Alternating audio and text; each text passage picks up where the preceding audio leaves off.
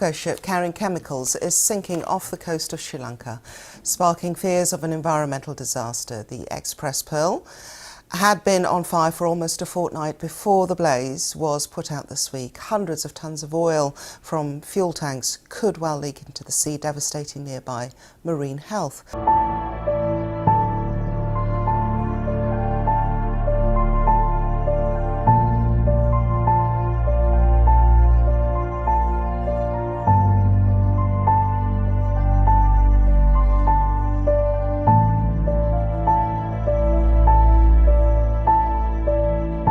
In one of Sri Lanka's worst environmental disasters, the Express Pearl cargo ship caught fire and sank in May of 2021, spilling toxic chemicals and microplastics into the Indian Ocean.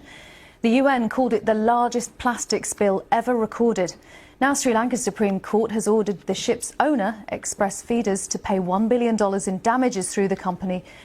The company disputes the ruling and legal jurisdiction remains unclear.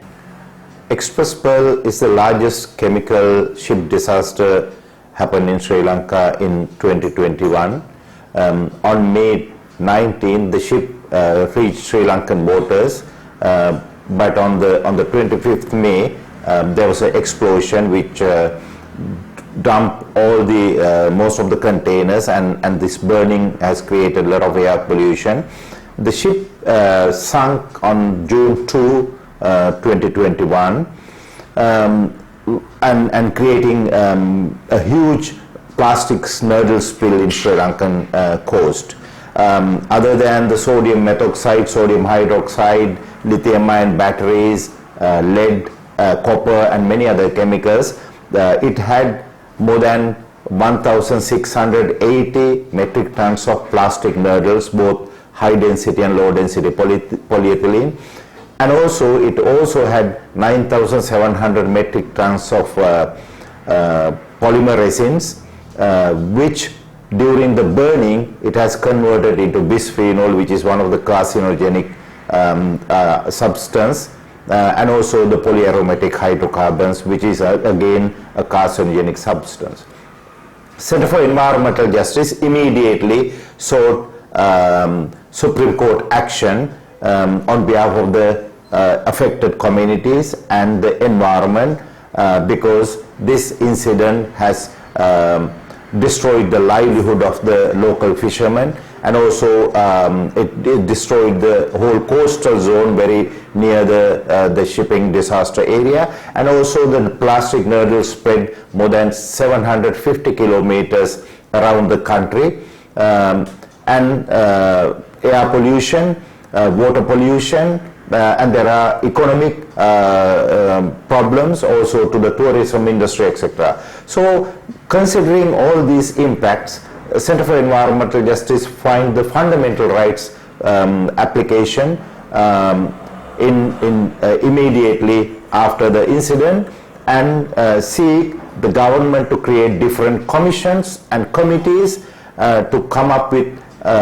estimation of the damage and get this damage from the shipping company as well as from the insurance company. Later,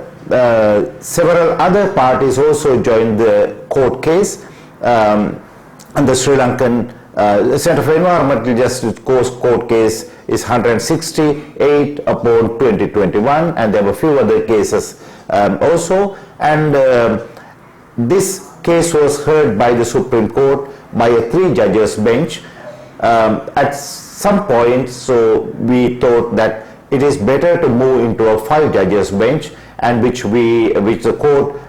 kindly accepted, and this hearing was held more than 30 days in the in the Supreme Court, and finally they delivered the judgment. And in the meantime, there was a committee appointed by the Marine Pollution Environmental Authority, MIPA, and they estimated that the total damage to the Sri Lanka would be about $6.4 billion US, which includes the damage to the turtles. There were more than 440 turtles died, 8 whales and more than 46 dolphins also died because of the incident, and there were many other fish deaths because of the incident, as well as because of the plastic nurdles and other chemicals.